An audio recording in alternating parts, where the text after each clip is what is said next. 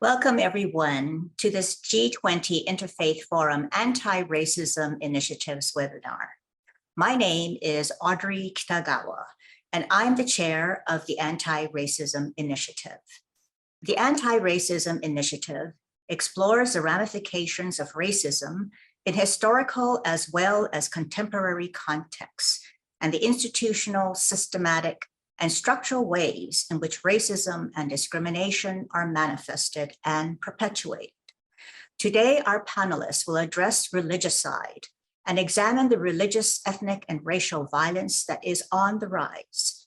We are privileged to have with us today the two authors of the book, Religicide, Confronting the Roots of Anti-Religious Violence. In their book, Dr. Georgette Bennett and Jerry White define religicide as a systematic attempt to eradicate a religion and its followers through forms of persecution that destroy their heritage, culture, and hope, and is designed to wipe out an entire religious community.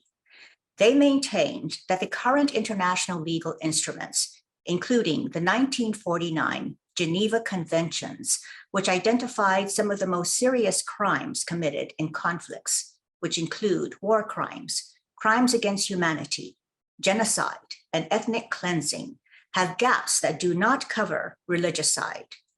They assert that two other crimes associated with religicide, ecocide and facticide, have now become important to examine in the context of our contemporary times. Ecocide, the destruction of natural habitats, villages, and cities, as devastating consequences. In this Anthropocene age, 8 billion people now living on Earth have caused the rapid depletion of limited resources, environmental degradation, climate change, and the extinction of hundreds of species every day, which are posing existential threats to all of us. Facticide is a distortion of truth and dissemination of falsehood in the era of social and other digital media, where viral, unchecked falsehoods can quickly and dangerously create societally destabilizing and destructive consequences.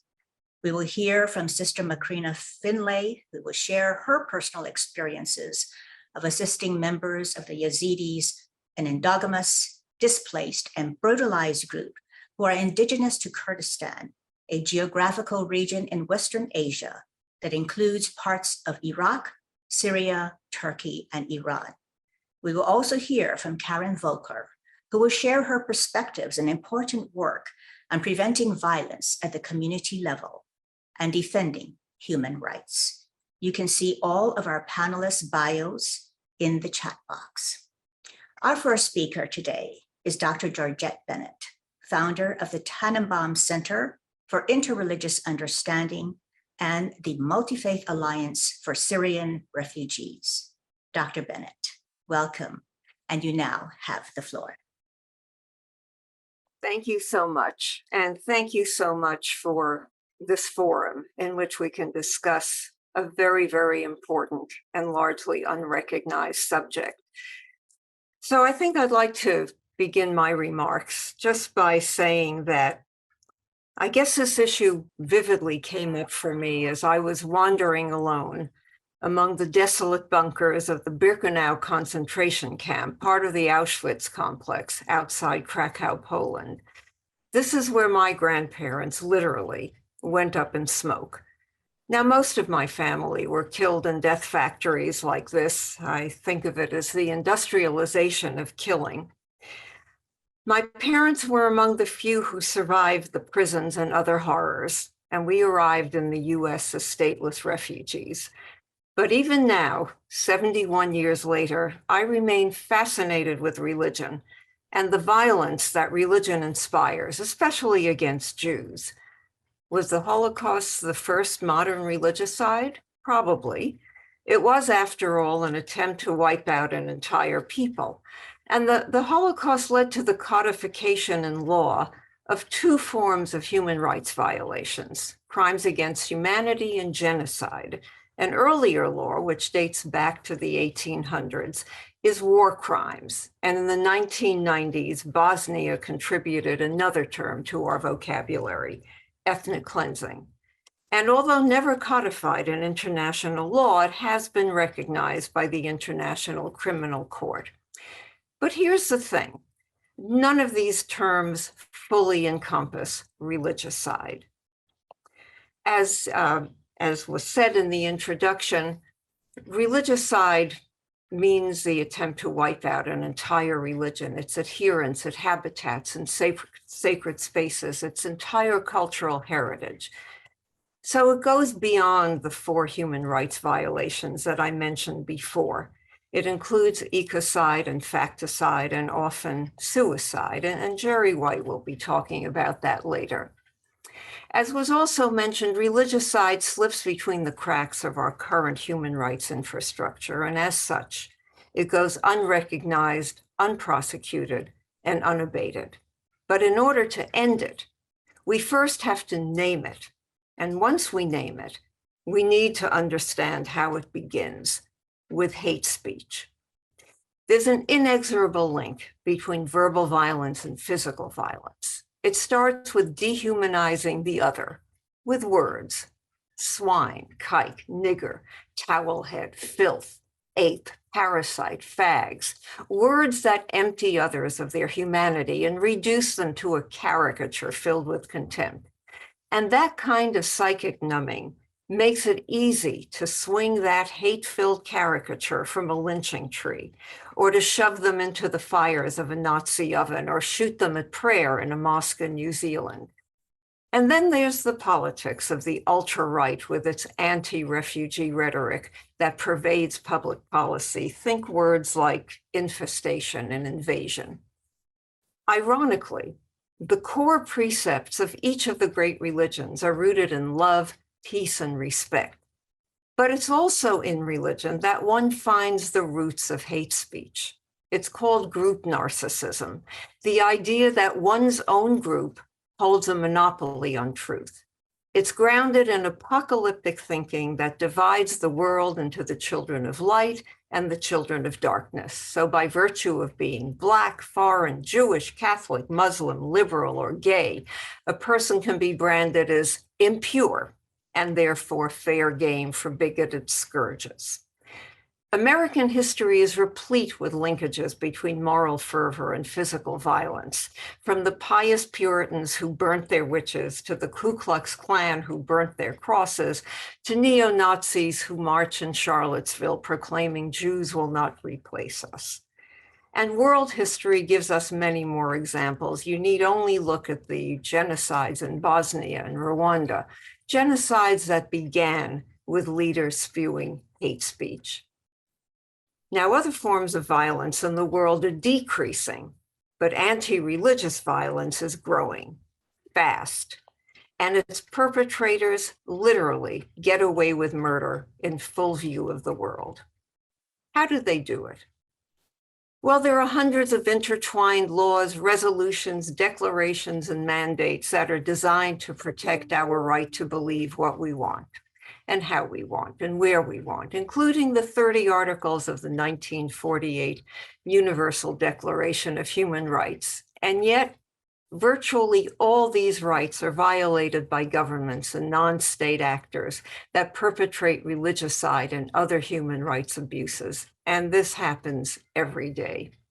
That's because declarations, unlike conventions and treaties, are not legally binding. And even though conventions and treaties are legally binding, they often can't be enforced. So there are plenty of all of the above that protect aspects of religicide, but we're advocating for this new category of human rights abuse because there's nothing that completely covers it. So let me give you a few examples of the cracks through which religicide slips.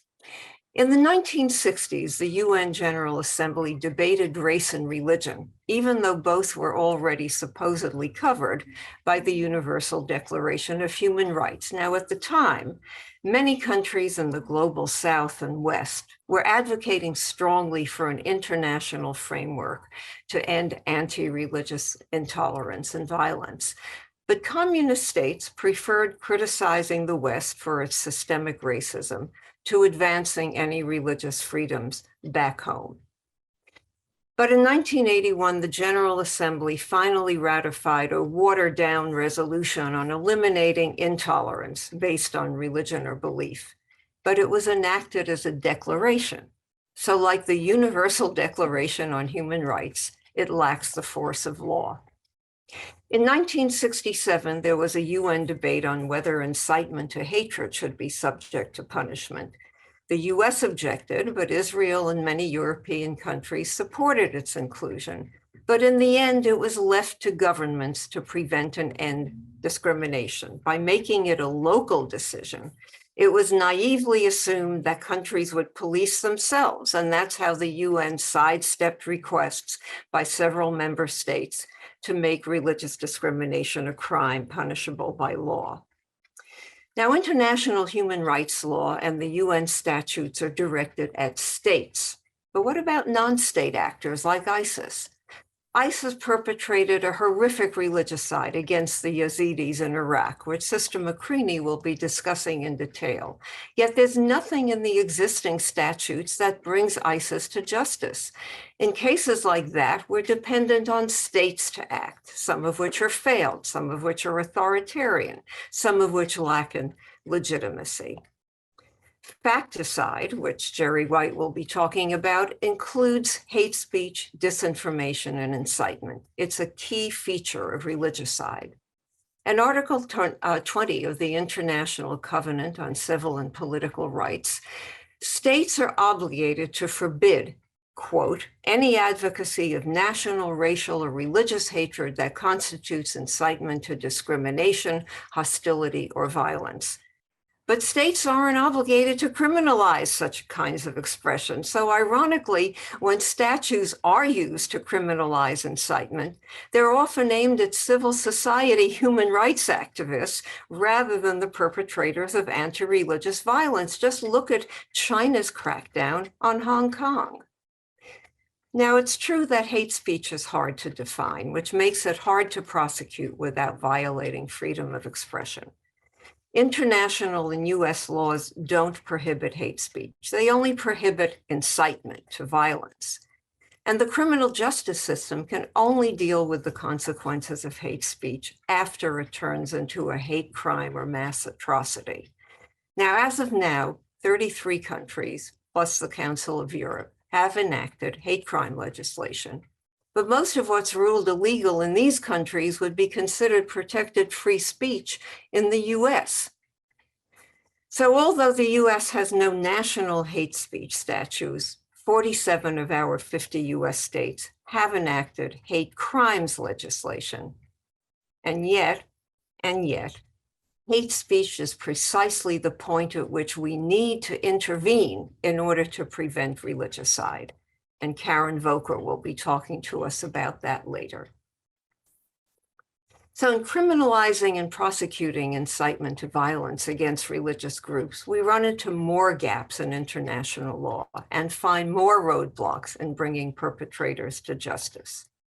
Human rights law specifies the legal duty of states, but the International Criminal Court tries persons, not states or organizations or groups.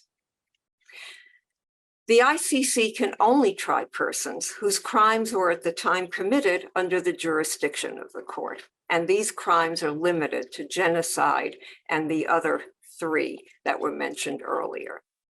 And there's an escape hatch. Any member state can declare that it wasn't subject to the jurisdiction of the court when a crime was committed. The destruction of cultural heritage is also protected, but there's a catch.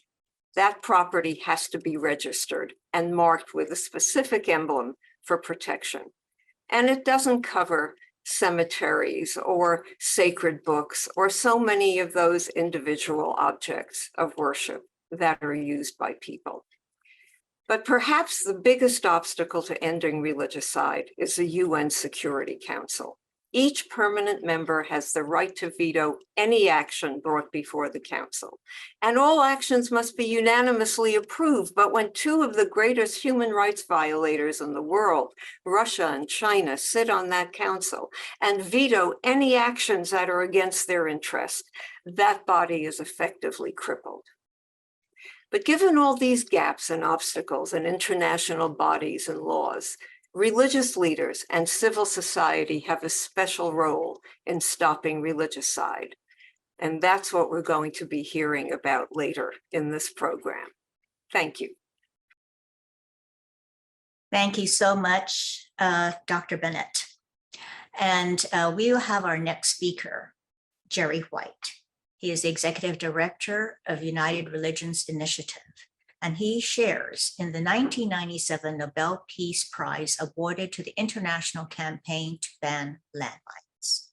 Jerry, you now have the floor. Please share with us. Thank you so much, Audrey, and for the team here, and Georgette, for just a powerful thing to this webinar on how do we confront the roots of anti-religious violence and end religicide in our day. So Georgette is my co-author and one of the people I admire most in the world. Thank you for your leadership and conviction, so articulately expressed. So with that, I think I'll maybe be a little more pedantic and maybe share my screen having to do with some of these topics. So you heard that religicide has these three hallmarks, right?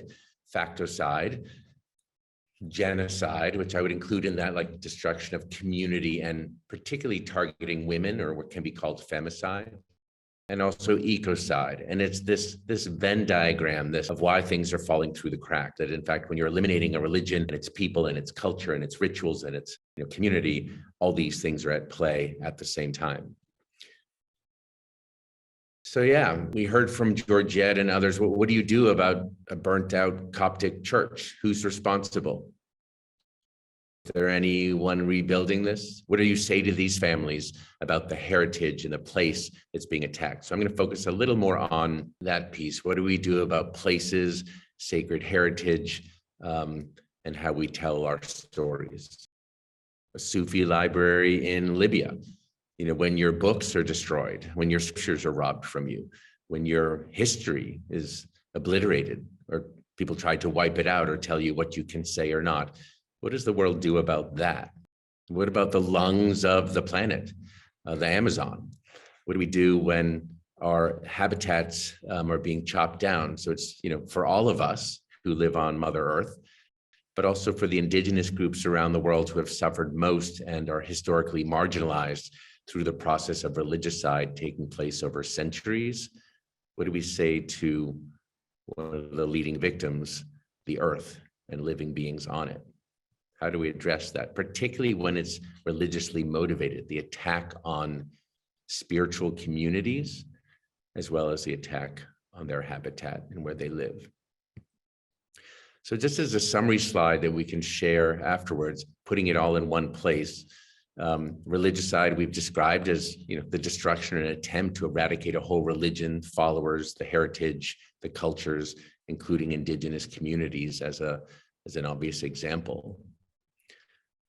And that requires the facticide that Georgette talked about, like the destruction of truth, the lies. Or we'll hear from Sister Makrina, if you're calling Yazidis, if ISIS is calling Yazidis devil worshippers, continuing a lie about their history, their truth, their religion, you're a few steps away from the hate speech and the type of dehumanized characterizations that Georgette spoke about earlier. So what does it mean in this day and age when we disseminate digitally these falsehoods? What's the antidote to facticide? That's what I want to look at as well. But we're seeing violence against people in genocide, against the planet in ecocide, and against truth in facticide. What do we do about that? So this is probably the alternative. You heard that we say, like, religion isn't the problem here. Many people conventionally think that religion is the main cause of violent conflict around the world. well, I've taught on this issue, we've written about it, and that's just evidentially false. It's conventional wisdom and projection about what people think about religion. But in fact, the truth is it's not the source of most of the problem. Most conflicts come because of like old-fashioned matters of territory and greed and competition and power and politics. But conflicts can be religified, as we're seeing around the world. So it's no doubt that people interpret that religion's a problem. But in fact, what we're arguing is religion and spirituality are key to getting out of the problem. These are energies and communities that are key to peace building. So we need to reconnect people to nature, spiritual wisdom, altruism, all the things that religion and spirituality and community do so well, peace, justice, and healing. That's what we're looking for. So this is not just bringing you the bad news. We're trying to say what are ways and that we can actually go to heal and recover. So that includes regenerative farming, land, soil, the Amazon, like replanting and restoring natural habitats where religious and spiritual communities live, speaking truth and having wisdom and storytelling by diverse religious actors, but also reporters. How reporters in the media are characterizing these stories is very important. But even beyond that, literature, poetry, artists, who are the allies in our pro-social media in speaking truth to power and letting the stories go that are not vilifying and scapegoating others. And then, of course, rebuilding communities. We'll hear from Karen Volker and the experience of cure violence as well. How do you interrupt violence when it started, including shutting down retaliation? There are things like with violence present, it's very hard to heal in an emergency like that when your whole life is existentially threatened. So these three dynamics, that's the antidote to religicide, and spirituality and religion provide some of our answers. The late Rabbi Jonathan Sachs, who's a friend, is thinking about all of his life's work. He passed during the COVID pandemic. I think it's worth reminding us that violence has nothing to do with religion as such. It has to do with identity and our groupism, that we survive in groups, and that actually religion has been a source of social evolution and resilience throughout the centuries. And as I said earlier, the conflicts we're facing, the wars, have very little to do with religion as they start, but they are about power and territory.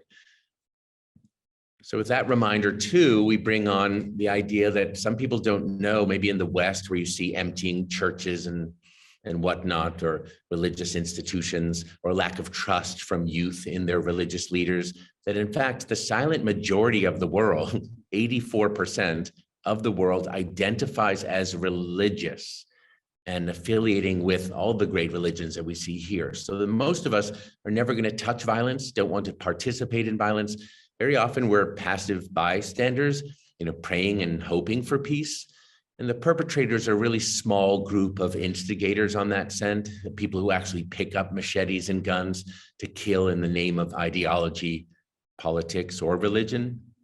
So we have to maybe bring some hope on the fact that most of us were sort of like, we're believers of some sort. We change over the years and we love peace, justice, and healing. Those are values. So I think the power of interfaith community builders is very important for us to look at, and role models in the space who are nonviolent leaders. So the research on religion and resilience shows that the key for community resilience are these things that we can do, that we can build in communities. So, a religion or a community spirituality can offer hope and optimism, altruism, having a moral compass, humor, role models, social support, training, mission, or purpose-centered. So the question for today for youth and for communities is, where do you find all this? Is it at a rock concert? A political rally? When we talk about separation, isolation in the rising generation, how much is done alone or on your phone, it is important to reestablish like rituals of community. And that's why we've survived as a species, is because we've survived in groups, and religion has been part of that. So there's a very positive side to why 84% of the world affiliates with groups. It's called survival, but also these positive aspects of resilience that we have learned from Steve Southwick and Dennis Charney at Yale and Mount Sinai School of Medicine. So why am I here now as the executive director of United Religions Initiative? Well, we have this threefold purpose, which is like perfect for the antidote for religicide, as we've outlined in the book. We want to promote daily relationships that endure across faiths and difference. And so we set up cooperation circles in over 110 countries where people of different faiths work together on very practical action areas. So getting concrete and learning about your neighbors, very important. And then there's this middle piece of how do we actually end religiously motivated violence that's critical to our mission, and then promote these cultures of peace and justice for the earth and all living beings. So I'm proud to represent URI and to be working with our communities all around the world in partnership with many people on this webinar. So lastly, we work in circles. This isn't just top-down work with governments. It's we, the people of diverse faiths, standing in solidarity together. We, the people of diverse faiths, standing to protect cultural heritage and sacred sites around the world, even when they aren't, quote, technically our religion or affiliated with us. We stand in solidarity. We, the people, rebuild, we replant, we replenish and regenerate the soil and the earth together. So important to counter ecocide in our day as a priority. And we, the people of diverse faiths, celebrate indigeneity, like going back in solidarity with Native peoples, tribal peoples who knew the secret of staying connected to spirit, to planet and land, and to community.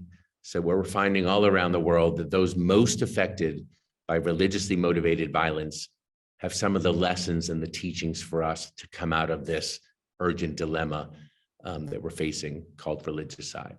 So thank you for being with me on this journey, and I look forward to hearing from my colleagues some more. Thank you so much, Jerry.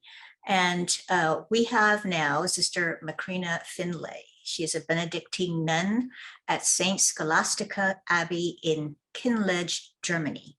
Sister Makrina, you now have the floor. Thank you so much. And thank you to Georgette and Jerry for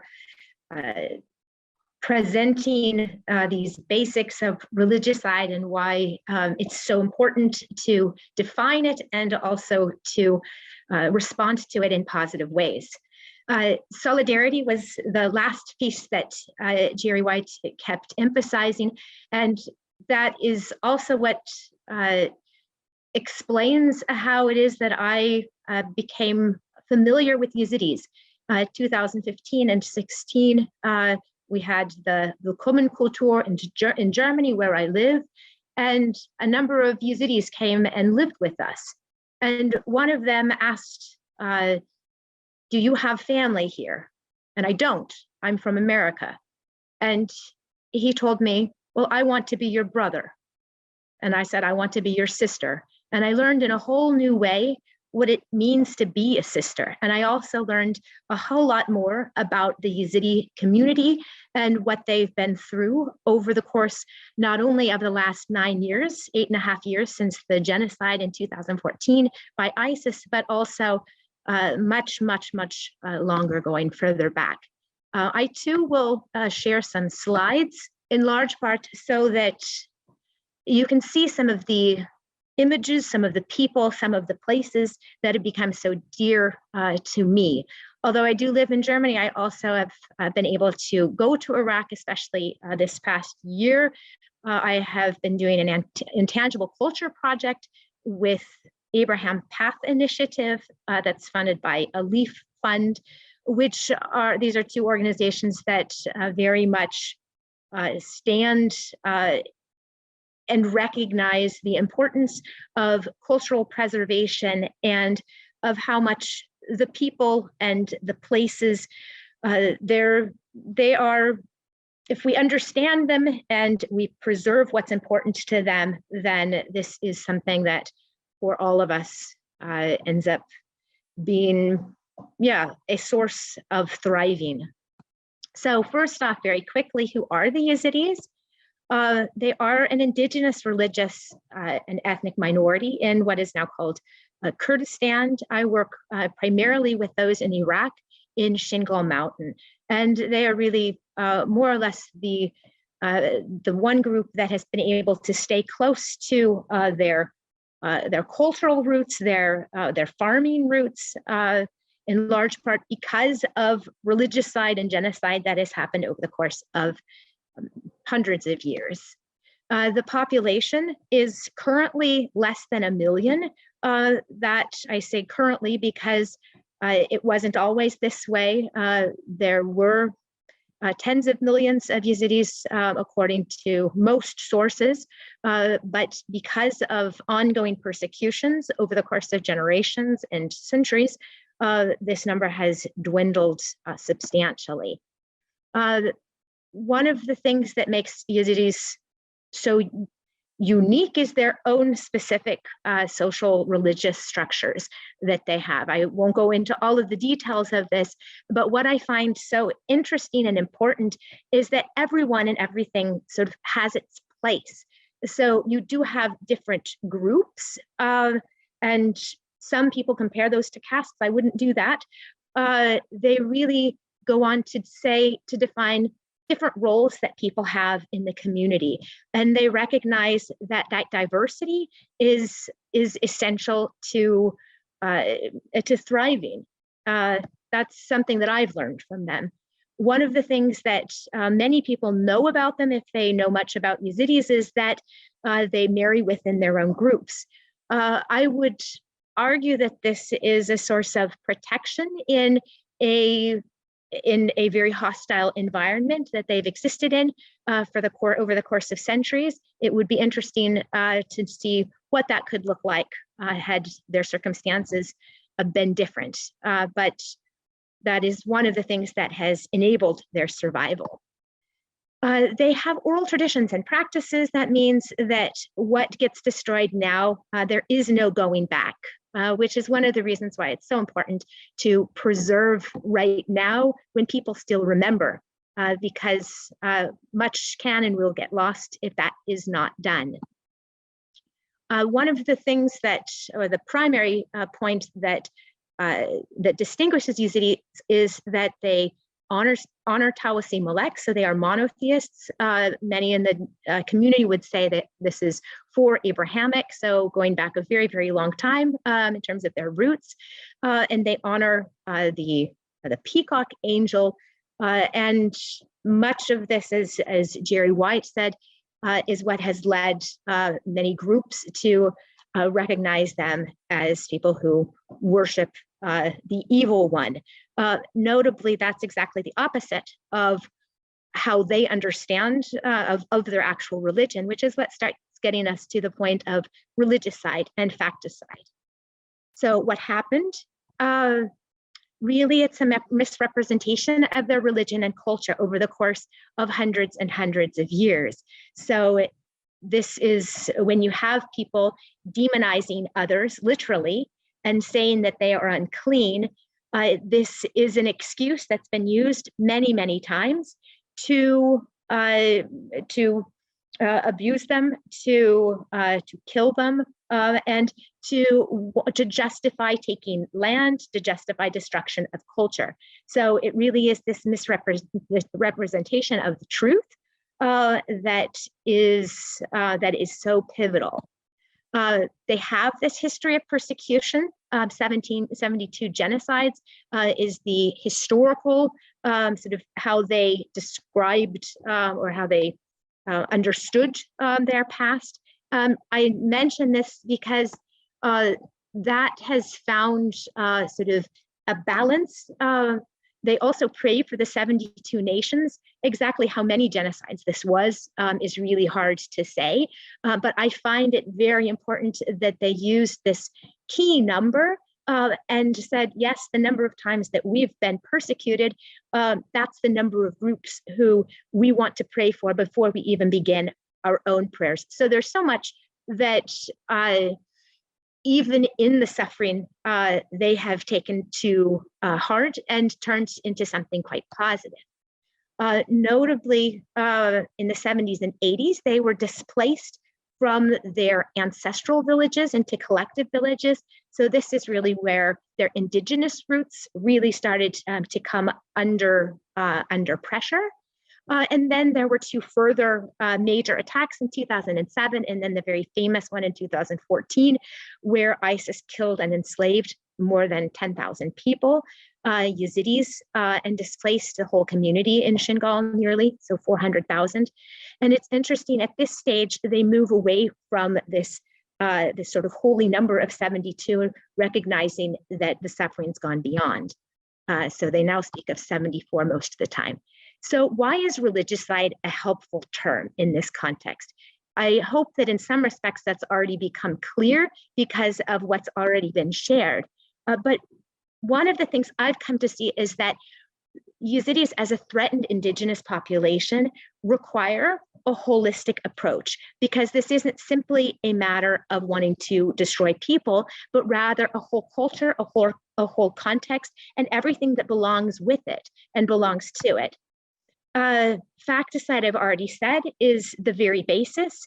So recovering the most beautiful elements of Yazidi beliefs, traditions, helping preserve that is certainly a way that is already being attempted, but that needs to be strengthened if we're actually taking serious the need and the desire to support this indigenous community and us, because if we lose their way of life, we've lost a bit of an element of diversity in the world that is of absolute importance. As we see in biodiversity, we can also see in cultural and religious diversity the importance of having different points of view.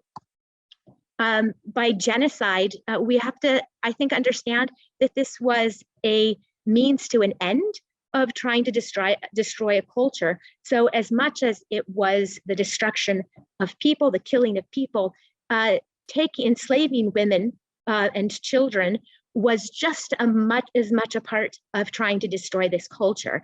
And as we think through solutions, that needs to be recognized. Ecocide, the same is true here.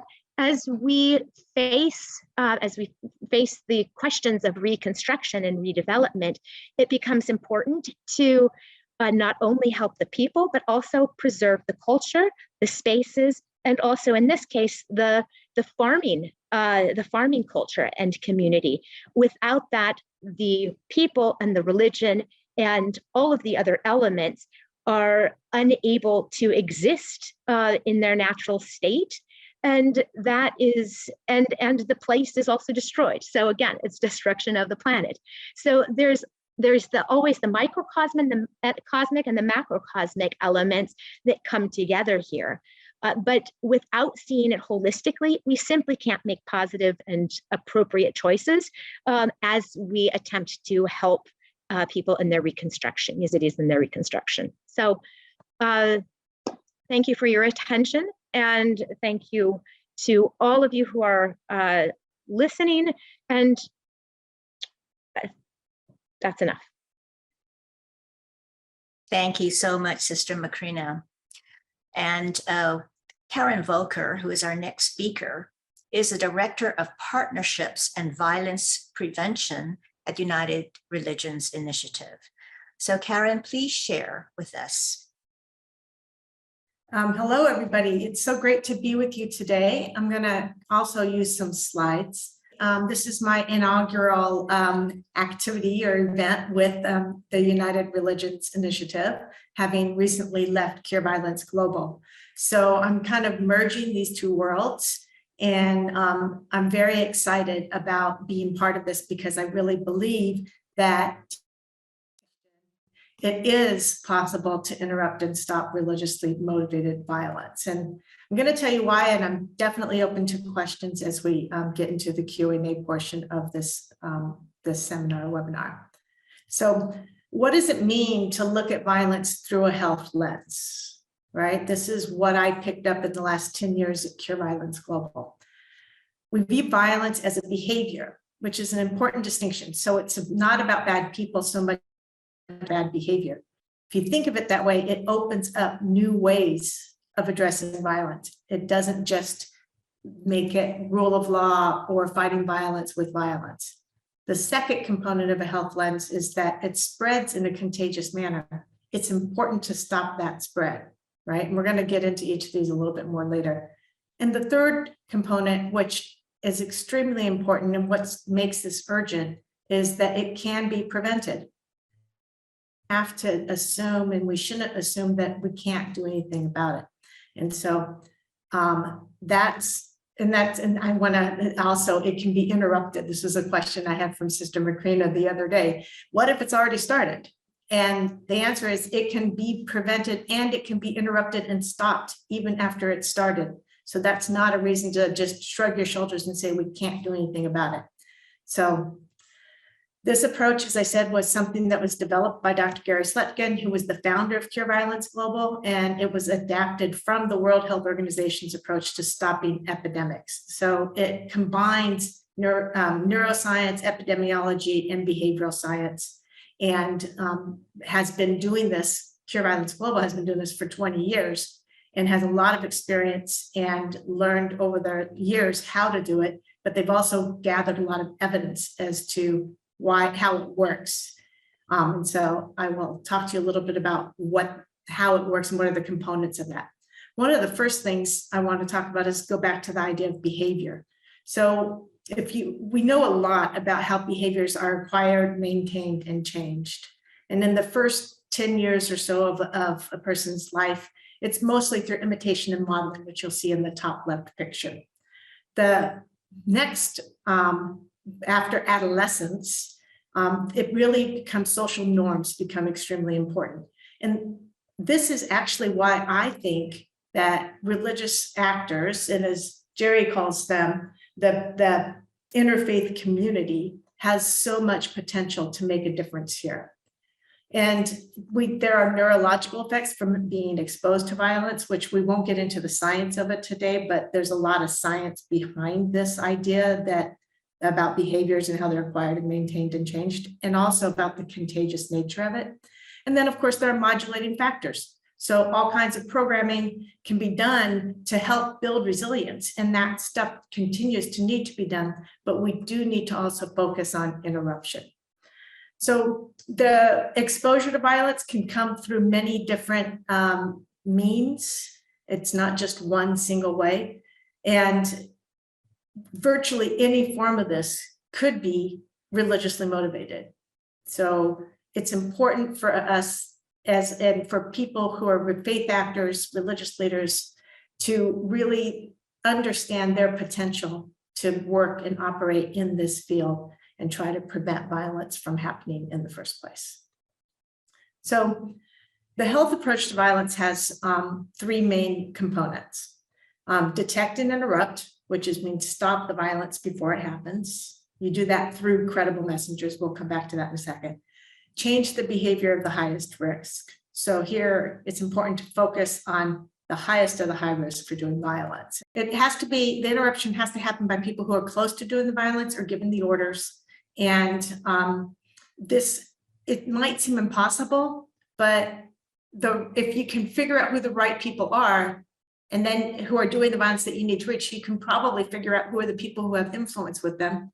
And in our experience, there's always somebody in these circles who really understands that it shouldn't be happening, who's already thinking we should be doing something to stop this. And what we have to do is figure out who those people are. When I say we here, it's not people on the outside like us, but figuring out who are the people on the inside, getting them to reach those people. So it's really a process of analysis that gets you closer and closer to the people that you need to reach. It's not something that happens overnight. It's not something that we can impose from the outside, but there is a process and a method for doing this. And that's what we need to think about and focus on. And the norms are extremely important, especially with religiously motivated violence. So it happens when this type of violence is happening in those places where it's happening, because it doesn't happen everywhere. We know that. We live mostly in a peaceful world, but where it's happening in a context in which it's become normal or accepted. And we need to push back against that. These norms are important to change. And I believe that faith leaders and actors can change these norms. So this is something that can be happening while we're trying to interrupt. It doesn't have to be sequential or anything like that. These are things that can be happening sort of at any time, right? So as you apply this approach, the health approach, the detection and interruption is urgent, and we need to be focused on that at whatever level we can do that, in whatever way we can do that. But we don't need to wait for that to happen to change the behavior and the focus on those people and be figuring out where we need to focus, right? So you don't do this everywhere. You do it in those pockets where you have the highest problem. That's where you're going to have the greatest impact. And then you want to change the norms. And as I said, religious or faith actors are well positioned to do. So I want to come back to something that Sister Makrina said, which is that you need a holistic approach. So what I've been talking about is very much community-led and at that local level and sort of like middle out or bottom up. But the top down, I think, is also going to be very important, which is what Georgette started with. We need, and what Jerry talks about a lot, is like we also need at governmental level, at a multilateral level, some sort of treaty that recognizes religicide, that brings this problem to the forefront so that people are focused on it and believe that it is something that we can do something about and that we should do something about. And so with that, I am happy to be part of this presentation, and we'll stop sharing my screen and ready to answer questions. Thank you so much. And while we have you holding the floor, we have a question from Monica Willard, and she asks, who is getting the training to interrupt violence? And are there classes in seminaries? And maybe Sister Makrina, you can answer that. And religious, this training in religious institutions. And are diplomats also trained in this? So Karen, why don't you answer the question? Thank you, Monica, for that question. Right now, as far as I know, nobody's being trained specifically to interrupt religicide or religiously motivated violence. But I love the question because it's exactly how we need to be thinking. If we work through networks, it's not one person at a time, but how do you get it into a system? And this kind of like some people might call this top down, it might be middle out. But if you have a systemic approach, you go into the seminaries, you go into the diplomatic corps, you go into like the UN peacekeepers and train them, right? Like there's multiple entry points where you could have an impact and reach a lot of people at once to get them thinking about this. The more people we have thinking this is their problem to address and that there's something they can do about it, the quicker we'll get to a solution on this problem. I'd like to build on Karen's answer. Actually, the Tanenbaum Center for Interreligious Understanding has as one of its signature programs, Peacemakers in Action. And what we have been doing is exactly that, preparing material based on their case studies to both be used in seminaries to train people who are entering the religious life in conflict resolution and peace making skills, and to train diplomats in how to work with religious actors, because I can't emphasize enough, I want to underscore what Karen said about that. Religious actors are absolutely key players in this for a number of reasons. Thank you so much. And while you have the floor, Georgette, I wanted to ask you, is there any way that our audience, our listeners, could learn more about this program from the Tanenbaum Center? Well, it's very easy. There's a website, tanenbaum.org. Tanenbaum is spelled with one N, TANENBAUM.org. Also, Cambridge University Press has published 2 books of our case studies called Peacemakers in Action, Profiles in Religious Peacemaking. And that is available on Amazon and elsewhere. Thank you so much. We have another question from the audience. What can we as individuals do to make the most difference? And Sister Makrina, perhaps you can answer that, since you have also been on the ground in dealing with the Yazidi community. The best thing I would say is to start as close to home as you possibly can. I became involved with the Yazidi community because they came to Germany. And so my choice had a lot to do with who it was that I was closest to, even geographically. So there are generally marginalized people in your communities that sometimes come from areas that end up leading you across the world in terms of your thoughts and in your understandings. But in my experience, it's very helpful to actually know individuals, to get to know the communities themselves, whether they are in their homeland, or much easier, I think, for most of us, in our own communities, and then ask them, start talking with them about what their needs are, what their dreams are, what their hopes are, what are the challenges that they see, because very often they're coming from perspectives that are very different than ours because their experiences are different. And bringing those experiences together is often a very, very fruitful way to move forward. Thank you so much, Sister. And Karen, I think you have some light to shed on this as well. So please. Just like to add to that, I think that anyone and everyone, so the participants in this webinar and all of your friends, you can do what you can to push back against hate speech, to call it out, to name it when you see it, and not just let it go by. You can demand from your own, if you are a member of a faith community, you can request, demand from your own faith leaders that they speak out against religiously motivated violence. And you can do this among your friends and family. That doesn't have to just be with religious leaders.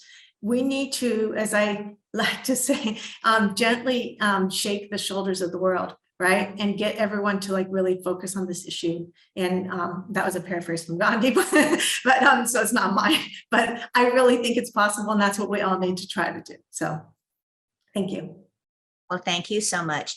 And another question from the audience, as Charles Barker indicated, that he's quite intrigued by the use of the health model and epidemiological approach to the prevention or cure of violence, and viewing violence as a contagion like a virus, as you pointed out, Georgette. And he feels that likewise, one could look at the value of compassion and compassionate action as a cure for this epidemic, not an overnight cure. So he indicates perhaps love and compassion can be looked upon as a vaccine. So these are good points that he's raising. Of course, all of our spiritual traditions also teach the important aspects of love and compassion. And for example, he mentions the Global Health Face Group and has embraced the idea of compassion as key to accomplishment of the UN SDG goals. And he wants to know your thoughts on this, please. Who would like to share? Jerry, perhaps? I think that's a beautiful understanding that peace begins with us. As you know, from you are I, we talk about you are I, and we're all connected in this work to reduce religiously motivated violence and to interrupt it, as Karen so eloquently put forth.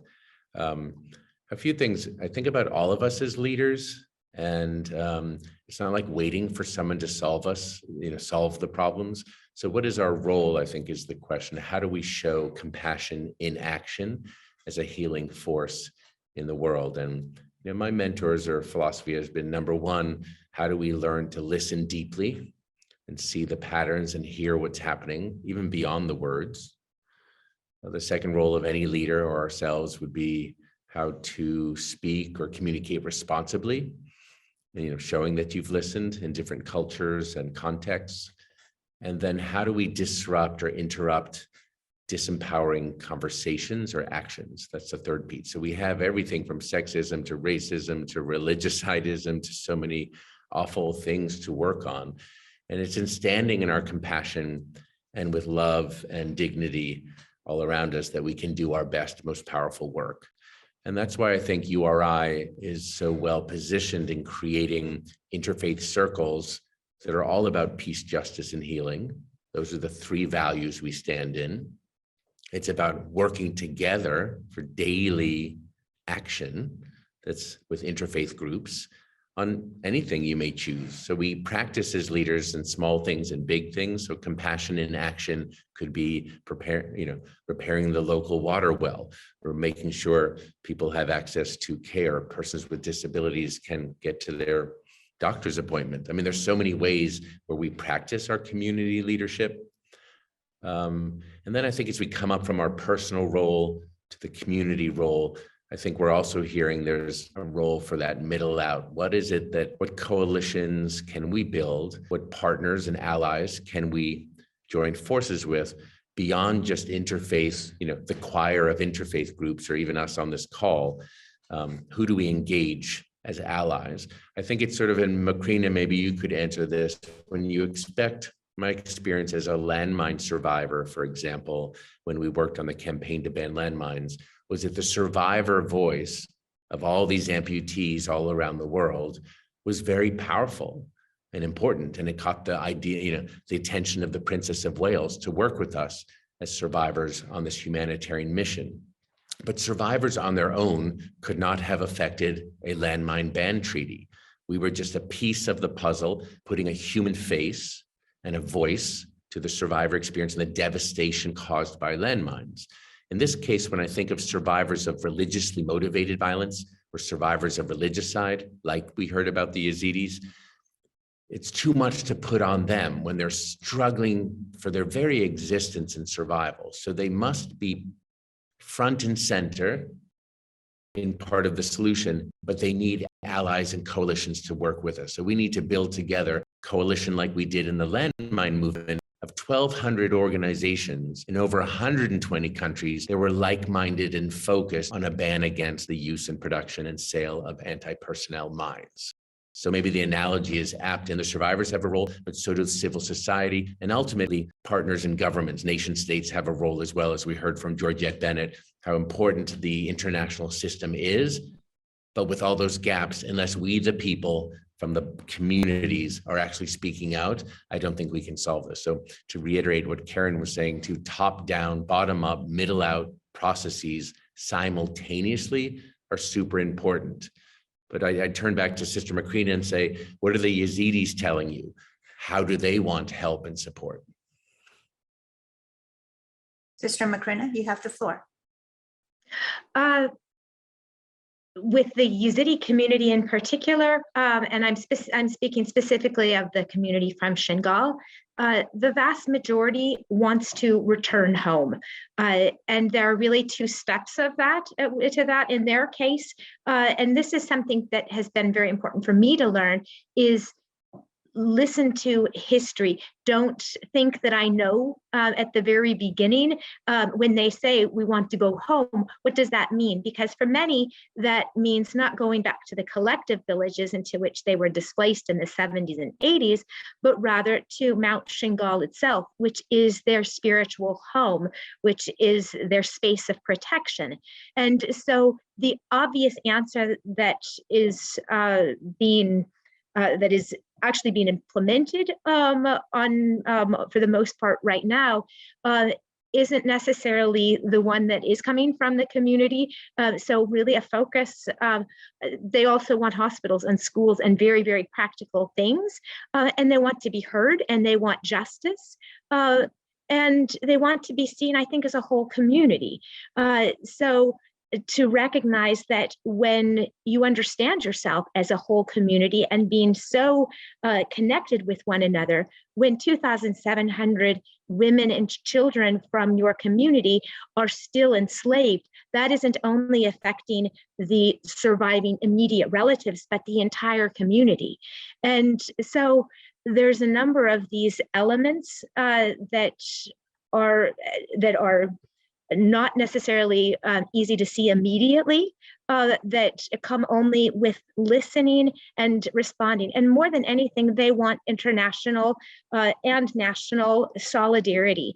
They want to be seen, they want to be heard, and they want justice, which for them means primarily being able to live in their spaces and have a normal life as they did earlier. So the focus that we place on the ISIS crimes is very, very important, but not necessarily the most important to many of the people who are without homes and who are displaced from their homeland, and who in most cases are spread in terms of family units between Shingal, Kurdistan, and Germany.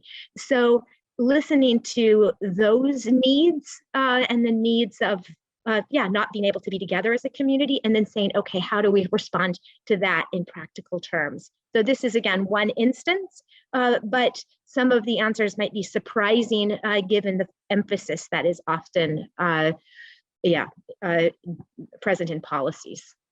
So thank you so much, Sister Makrina. And while we are talking about the Yazidis, Wendy Goldberg from the Tri-Faith Initiative in Omaha, Nebraska, indicates that the largest community of Yazidis in the United States is in Lincoln, Nebraska. They have about 5,000 to 7,000 Yazidis in the community.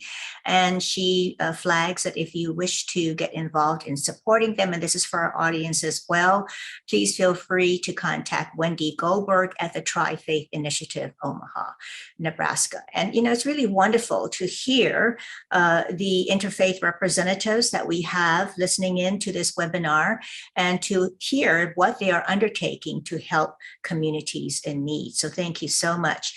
And from Janet, she says she's a member of Interfaith Paths to Peace in Louisville, Kentucky.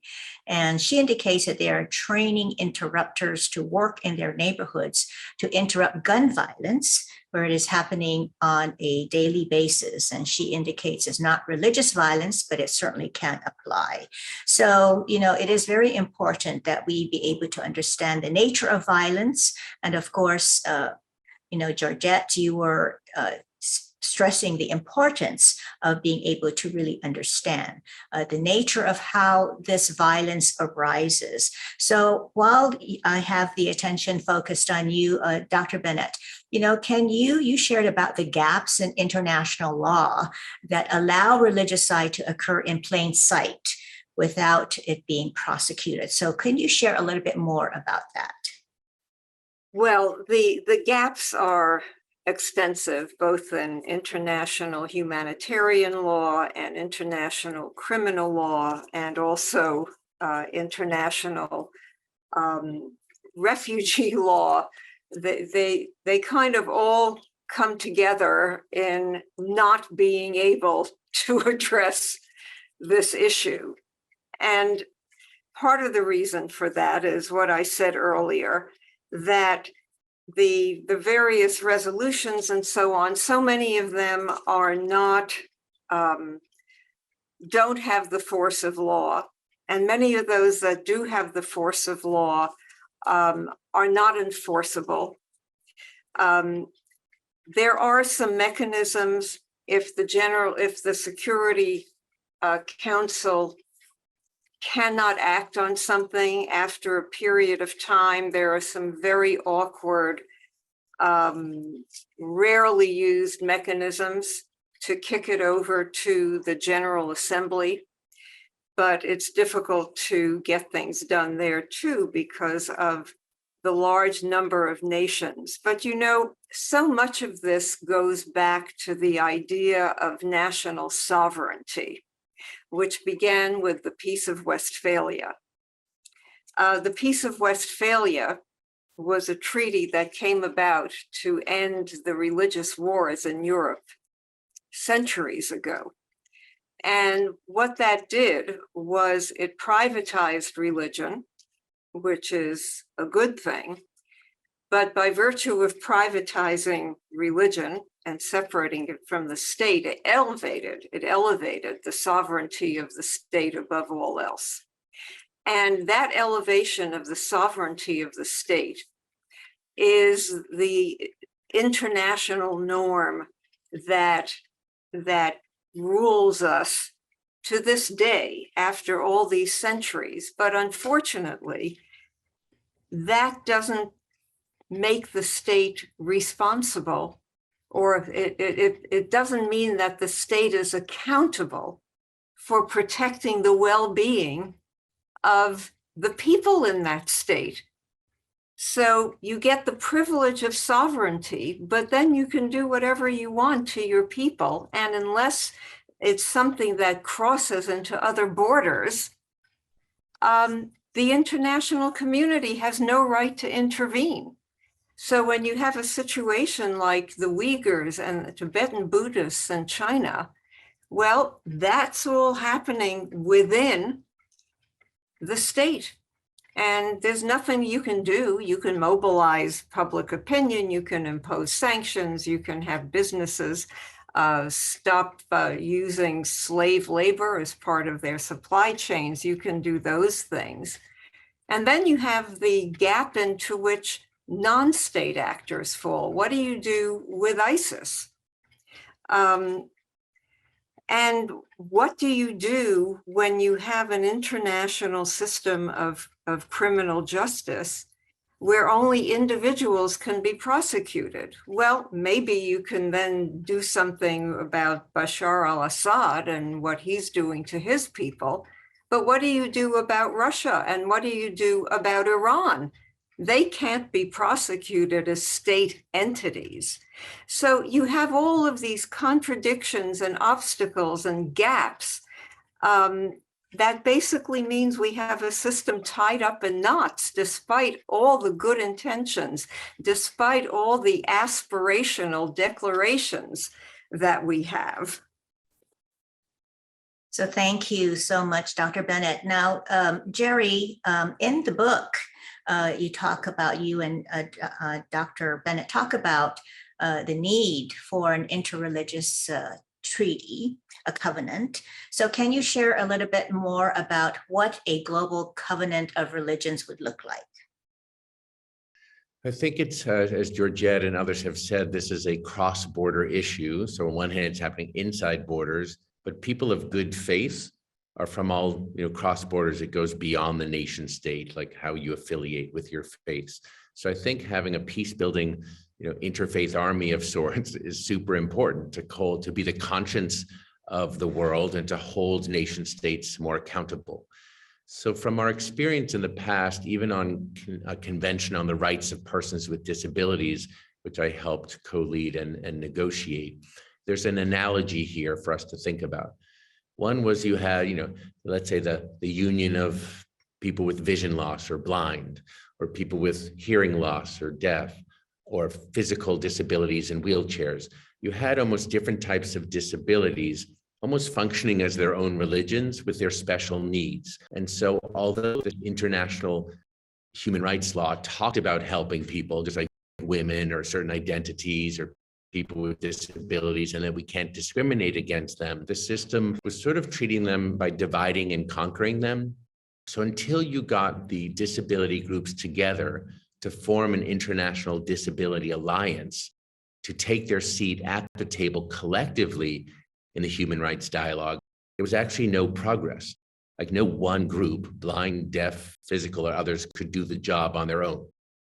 Similarly here, there's no one group. If we're just talking about the Rohingya over here, the Yazidis over there, the Uyghurs, the Tibetans, the Coptics, the Baha'i, the indigenous groups we know, on their own, the world has divided and conquered them and stole and abused them. So it's in pulling together a coalition of these survivor groups, as well as their allies across all faiths, to stand up and make sure that we fill in those gaps and hold accountable the missing pieces of international law. So that's why the concept of a missing piece being a global covenant of religions or global covenant of people of good faith and spirituality coalescing together to draw on their wisdom and their traditions, but for the best of their faiths, and to actually pursue justice and peace and healing with the nations and with our allies.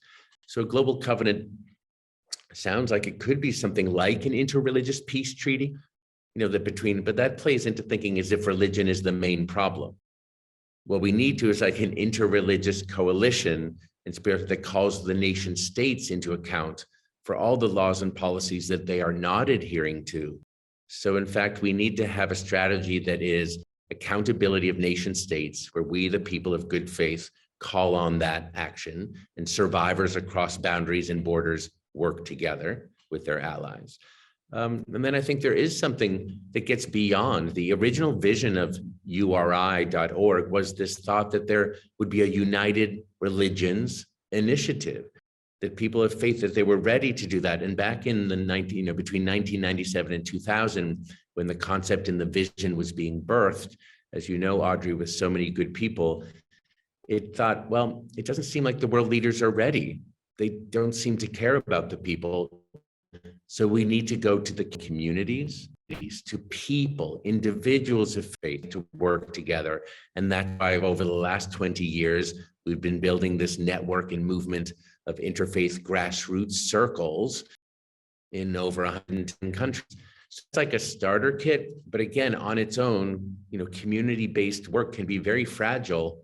As we saw in World War II, Georgette started with the memories of Shoah and the Holocaust. We need to band together, is my point, that in fact, all the groups, during World War II, we didn't have allies come together at a nation state level, as well as allies, we would like to see allies of the survivor groups. Otherwise, by dividing Roma and Jews and people with disabilities and gays and destroying them all, we need to pull those together. There are history lessons as we move towards what I would call a global covenant of religion.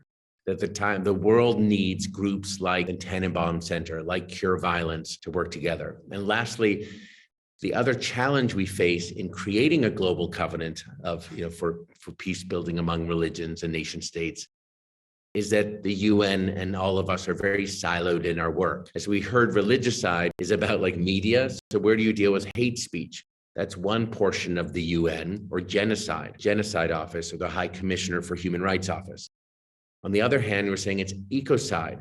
So what about the environmental programs, and where's that showing up at the UN or with nonprofits or NGOs? And then what about other areas like peacekeeping and peace building, or human security, a whole other category? So what we see is when there's something as desperate in the world as combating religicide, and it has three main areas. People tend to deal with these in silos themselves, bureaucratically, in terms of funding, and in terms of the nonprofit industrial complex, how we all find our specialties. And this is a time, as I think someone said earlier, for holistic responses that transcend the current systems, so we can unite together to solve the problem and advance peace, justice, and healing. Not in an airy-fairy way, but as we heard from Karen and the others, in a very concrete, life-saving way that celebrates polyculture and biodiversity and what's best about creation on Mother Earth, that we're all different and our rights need to be respected to pray and believe and change and evolve differently over time. And so I think that's super important. So I know I went on for a little bit too long here. There are many elements to this, as we describe in the book on Religicide, particularly in the last chapter, but it was more an invitation for this type of conversation, Audrey, like a starter kit to say, where can we go next? What are the creative ideas of people on this call to start to band together for the good of the planet and its people? Thank you so much, Jerry. That was quite comprehensive. So I also consider those comments to be your conclusory comments. And we will now go into conclusory comments, and I close the question and answer period. Thank you so much to our audience for participating. And let's begin with you, Georgette, your conclusory comments, what you'd like for our audience to take away. Thank you. One of the themes that has come up a number of times over the course of this conversation is, what can we do? How can we help? And I think Karen very pointedly made the observation that It begins with us as individuals, and individuals can make a difference.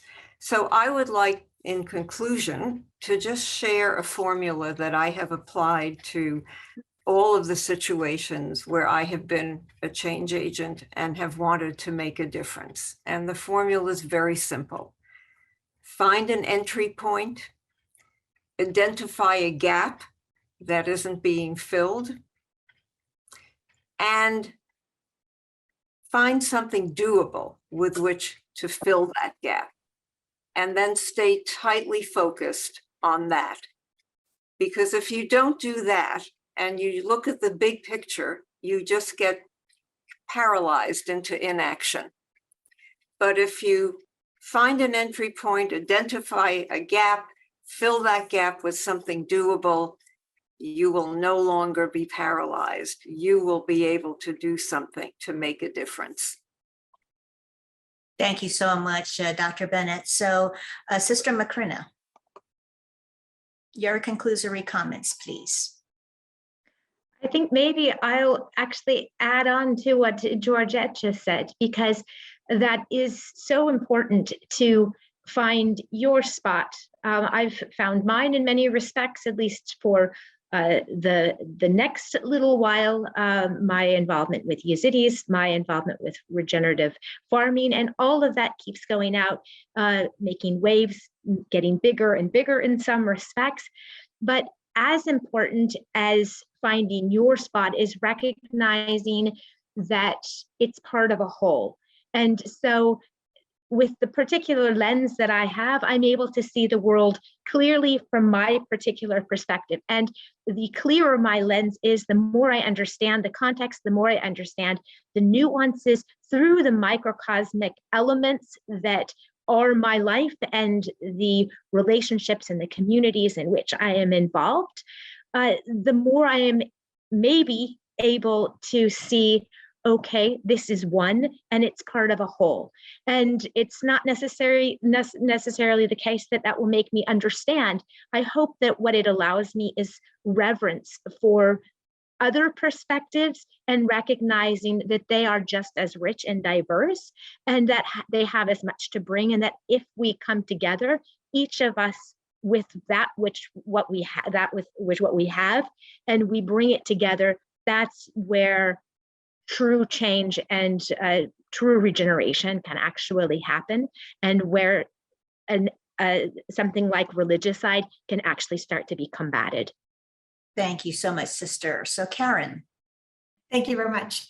So I would love to leave the audience with a sense of hope, a sense of possibility, and also a sense of urgency.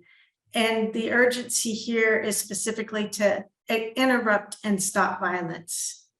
So there's a lot of stuff we can do to stop violence from happening next year, in the years to come, building resilient societies, et cetera.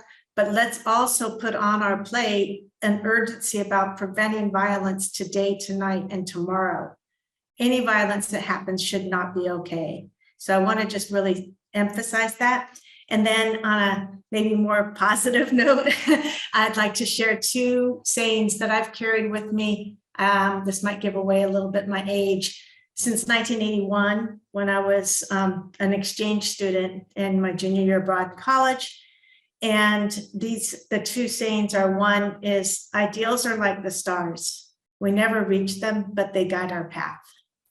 And the second one is that free are those who are not afraid to reach the end of their thoughts. These have been my guiding principles. I've carried them. I put them up in every office I've ever had. And I think we need that kind of faith and belief in possibility in order to tackle something as daunting as religicide. Otherwise, it just seems too impossible. So just encourage people to take that away with them. Thank you so much, Karen. And, I really wish to express my deepest appreciation to all of our panelists for participating in this really informative discussion that has provided all of us with so much food for thought and consideration on how to address the growing violence against religious groups that may also have recognized ethnic identities, as we have so richly heard today.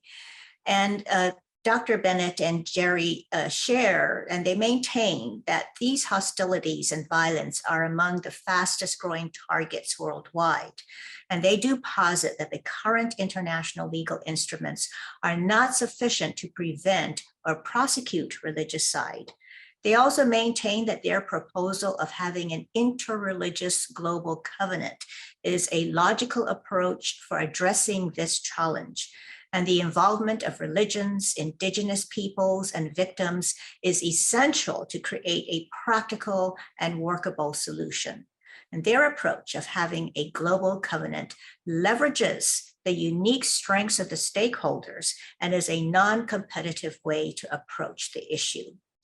And may we now, in our own way, be called to remember all those who have been killed, displaced, and impacted by the violence, degradation, and unspeakable suffering of man's inhumanity to man.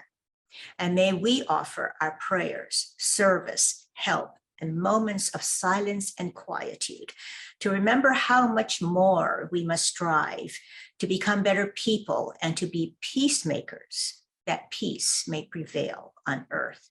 And may we also remember that all those who do dedicate their lives, meaning and purpose and work to alleviate the suffering of others and are themselves the exemplar instruments of peace. And we are so appreciative of all of the peacemakers in the world.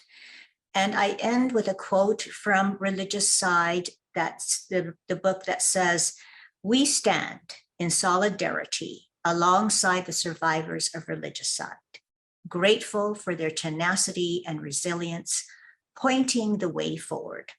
Our survival as a planet and a people depend upon it." And as a book was dedicated to the survivors of religicide worldwide, so too is today's webinar dedicated to them. And I so appreciate all of you for sharing your insights, your wisdom, your experiences, and your call for all of us to dilate our lens of insularity into the global mind and to take into serious consideration the need for religicide and creating international legal instrument to be able to have it recognized. So I thank all of you for joining us today in this very rich conversation, and I bid you all a very good evening. Thank you. Bye-bye.